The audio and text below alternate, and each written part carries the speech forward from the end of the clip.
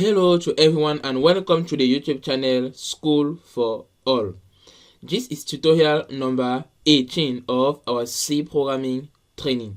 Now remember that we are under control structure, and under control structure we are done with the first one, which is sequential control structure. We are done with the second one, which is selection, or we call it decision or choice control structure. And remember that under this selection control structure we did everything concerning the if condition, the if else condition, the multiple if condition, or we call it again the nested if condition, and we did also everything concerning the switch case condition. And I've solved so many exercises using this control structure so that you master exactly how they work. So if you think that you have a problem concerning switch case, multiple if, or any other things like that, make sure you watch the previous tutorial. Make sure you do so. Now the third control structure that we are going to study is iterative control structure. So either they call it iterative control structure, or they call it repetition control structure, or they call it looping control structure. Now here you will see loops in C. Now in bracket I've just put iteration. So the first thing you need to understand, what is a loop? A loop is used to repeat a block of code multiple times as long as a condition is true. It's exactly that. So remember that when we are talking about code here, we are talking about what set of instruction. We are talking about program. So just that we are using the word code here because we are in programming. And in programming, the instruction that you are writing is in a programming language. In our own case, it's in C programming language. So this is what I'm calling code. If you are just working in algorithm, you will say a loop is used to repeat a block of instructions. So there no need to say code, because in algorithm you are not writing code. You are not writing programs there. There we are writing using pseudocode and things like that. So that's why in algorithm we are defining by saying that a loop is used to repeat a block of instruction multiple times as long as a condition is true. And it's all. Let me just take a small example. Imagine that I'm dictating note. You are a student and you are copying when I'm dictating. So this is how your brains work. Generally your brain is executing a looping control structure, meaning what? The instruction in this case, or let me just say the block of code in this case are the instruction that permit you to write.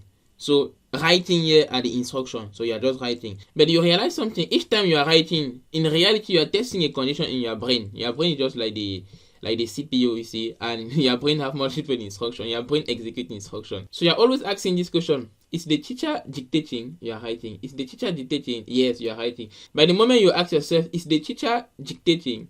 If the condition is false, then you stop writing. In this case, it means that I'm not more dictating note. So this is how loops work.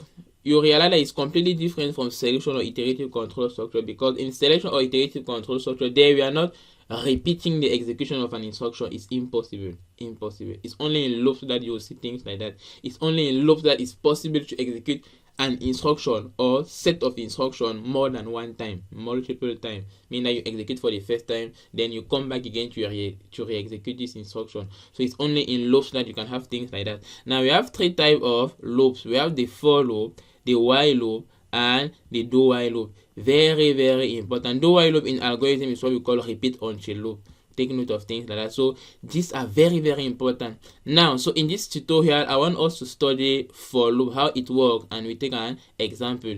In the next tutorial, we are going to revise while loop and so on and so forth. And when we are done now with all these loops, we are going to work now on serious practical question, so that you will see how things move there. Now, this is the structure of a for loop here. So before even going to the structure, let me define. The for loop is used when the number of repetition is known in advance. Take note of things like that. The for loop is used when the number of repetitions is known in advance. What the meaning of that? It simply means that imagine that I want to display good morning 5 times. So you are seeing that here you know the number of times you want to display the message good morning, which is what? 5 times. In this case, the best solution to solve this type of problem is by using what? For loop. So when you know the exact number of times that you execute an instruction, just work with a for loop.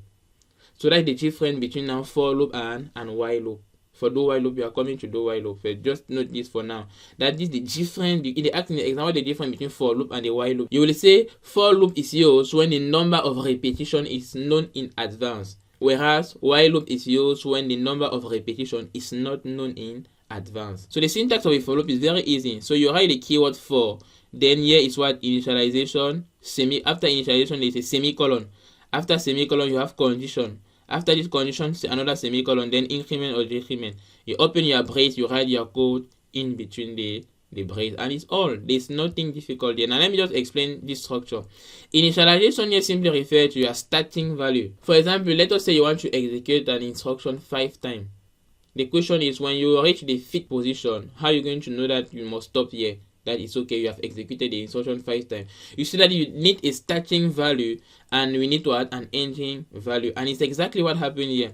Now the loop continues while it is true. True here simply means what? You compare this starting value with the ending value. This is exactly what happened at the level of condition. We are comparing starting and ending value. Now here I'm saying that this last part is increment or decrement simply because generally increment here is when you are starting from a smaller value, you are going to a bigger value. Example, I'm counting from 0 to 5.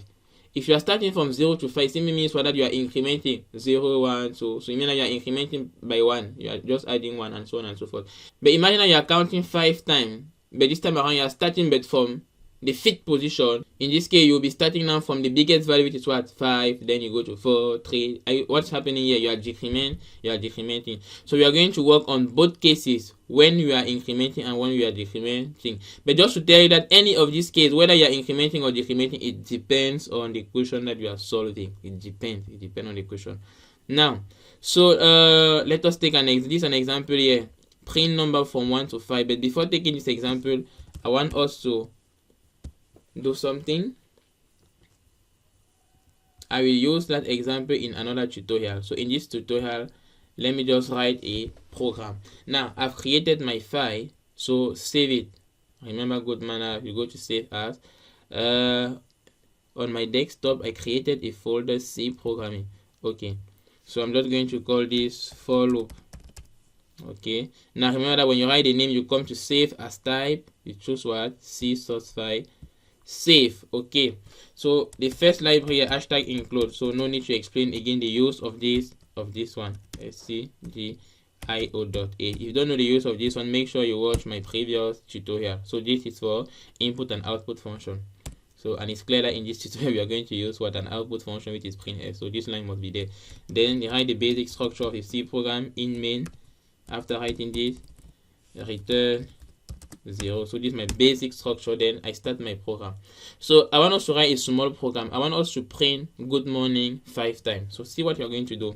You come here. Normally to write this program, you say, so it's very easy. You do something like this. Print f. Then you open, you write good morning. Then you come and duplicate this, meaning 1, 2, 3, 4, 5. And it's all. You say, okay sir, I'm done. You come, you run your program. Nice, you're having a good morning 5 times. Now tomorrow I ask you, okay, display good morning 100 times. Okay, so you come back again and copy this 100 times. You still is a problem. And you realize that it's the same instruction that we are printing, so no need to repeat it like this. You see, you can just use a loop that can make us to re-execute the same instruction that 5 times. For that, now we are going to use a for loop. So this is how the for loop works. I'm going to say for, you open. Now remember the structure. The first thing is for the starting value, and that starting value must be stored in a variable. So generally that variable we call it I, and I like to declare that variable out of the loops. It's always possible to declare directly inside the for loop, but it's always nice when you do it out of the loop. So I'm going to say in I. Then I come in my for loop. I say for I starting at 0. So here I'm deciding to start at 0. It's not obligatory. Now if for I starting at 0, I put semicolon. Then condition here is what? Remember that condition, you are always testing what? The starting value. My starting value, which is I, with what? With your ending value. My ending value here is 5. Now you realize something, because some students generally are confused here. They don't know if they are to put less than, strictly less than or equals to. Now so here you are the one to reason on what you are doing. Here I'm trying to display good morning 5 times. Now if you are displaying good morning 5 times, let me just indicate something. If you are displaying good morning 5 times, it simply means what? Normally 5 times is what? 1, 2, 3, 4, 5. But since my starting value is starting at 0, it simply means that for me to have 5 iterations, I need to end where? 0, 1, 2, 3, 4. I need to end but at 4, because if try to count down this, you'll see 1, 2, 3, 4, and 5. So that is why when my starting value is starting at 0, I'm going to compare if that I is strictly less than 5. So when I is equal to 0, is 0 less than 5? Yes, it means that you enter, you execute one time. Then I will increment to what? 1. Is 1 less than 5? Yes, you enter again, you execute the second time. This is already 2 times that you have executed that instruction. Now, you go again. Is 2 less than 5? Meaning I increment again. Yes. Is 3 less than 5? Yes, you execute again. Now, it's 4 less than 5? Yes, you execute again. This is only how many times that you're executing? 1, 2, 3, 4, 5 times. So when I move to 5 now, you have what? Is 5 less than 5? No. In this case, you go out of the loop. You don't re-execute back that instruction. So this is how things work. But imagine that someone is starting with 1, meaning your starting value is starting at 1. In this case, now your condition should be what? I strictly less than or equals to what? Or equals to 5. Because if you are starting at 1, it simply means that the last value, which is 5, must be included. So play is very, very important to know things like that. So there's no cram work here. Either you start if you are starting at 0, you know what you are doing. If you are starting at 1, you know what you are doing. So my aim is that you people should understand what you are doing. So that's why I'm putting strictly less than 5. I think I'm clear with that. Now for the incrementation, this is how we are doing incrementation. You do like this. So increment here, this is what we call what? Post increment. Post increment simply means what? That use the value of I before incrementing. Because some students will ask this question that, sir, when I is 0, you come here, you say is 0 less than 5, then what happened here? You increment I by 1. It simply means that normally in the loop here, if I print I, I'm supposed to have what? I'm supposed to have but 1, because we are executing from start to end. But what students are not understanding is that, but here we are having but post increment. Post increment simply means that when you are executing this instruction for the first time, the I is not incremented. No, the I is being used first. That's why you are seeing I is coming before. Meaning that if you are inside the loop for the first time, I is going to be 0. It's when you come back for the second time that I is going to move to 1, because you are using this before incrementing. And initially this is equal to what? 0. It means that when you are inside the loop, I is still 0. I hope you are getting that. I is still 0. It's when you use the I now that it increments automatically to 1. So when you use I the second time again, now I move to 1 and so on and so forth. So this is how post increment work. But if you come and do something like this, plus I. Now in this case, what you are saying, it will be correct. Meaning what? When you execute the instruction, the I increments first before you use it. So in the program, when I start at 0 here, but if you come here, you display I for the first time, you will see 1 automatically because it has incremented. That is why generally we don't use what? Pre-increment here, we use but post-increment like this. Nice. So this is it. Remember the structure. After writing this, you open your brace. Now you close it. So this instruction should be inside this brace like this. Nice. So I think everything is clear. This is my instruction here. If I execute this program, you will see everything is working perfectly. You still have good morning 5 times.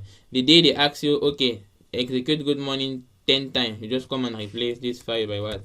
By 10. And if you execute back your program, you have good morning what? 10 times. So I think you are seeing the power of loops and how loops function. Now, if I come back to this node, there's another question here that asks you to print numbers from 1 to 5.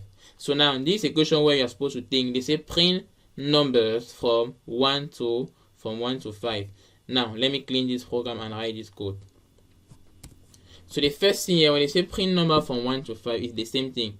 You're not going to use printf where you print 1, you use another printf, you print 1. So no, you can use a loop. Now here I declare my I for my starting value of the for loop. So you're saying that here when I'm declaring, I know exactly what I'm declaring. I'm going to say for. Now since here I'm trying to display integers from 1 to 5, it's preferable to start at 1 at once, you see, so that here you compare if I is what? Less than or equals to, less than or equals to what? Or equals to 5. You do your post increment. Never forget the semicolon place. Then you open the brace. And what are you doing in here? You do a printf like this. Now, Jonathan, what are you printing here is clear. Here you are printing integers. So I'm going to do something like %d. Then I put /n. I come here, I say comma, I put I. I think everybody is understanding what happens here. Let me explain. Now, so yeah, there's nothing new here. What I'm doing here is I'm just displaying the content of the variable. And remember, if I is a variable, it means in my memory I'm having a location called what? I, and that location is storing values. So this printf is just displaying the content of the memory location. See, it's all. and it's what I'm doing here. So I'm displaying I display I. This is what I'm doing. Don't know this is a loop. Now when you display I for the first time, it's not as if the program will just stop. No, the program will go back again. I increment to 1. You come back again, and the second time when you're executing this instruction, I is what? 1. The third time when you're executing I is what? 3, and so on and so forth. Now I'm putting slash n here so that each number should appear on its line. So if I click here on, you see 1, 2, 3, 4, 5. Perfect. Another student can decide that, okay, here I'm starting at 0. If you start at 0, you put what? Strictly less than 5. If you execute this program, here you obtain by 0 to 4. But we are not expecting 0 to 4. So to handle this situation, you come here and you print but what? You print but I plus 1. Exactly that. So that when I is 0, you are printing 1, and so on and so forth. When I is 4, you are printing 5, and so on. So if I execute this program, the same result. So I can really play with all these things. But imagine that you don't understand C programming. The day you will see something like this, and tomorrow you see someone is starting with 1, you'll be lost. So play this what I'm avoiding. So this is where we are ending with for loop. So in the next tutorial, let us work with the while loop. But don't think that this is where we will stop using for loop in all the different questions that we'll be working. As from now, we'll be using this for loop. So this was just an introduction for you to get how things works. And in my document there's an exercise there. So please, after watching this video, make sure you have the document with you so that you can go and practice the exercise. You leave a comment telling me how the exercise was going on, and so on and so forth. So don't forget to like the tutorial and leave a positive comment as usual.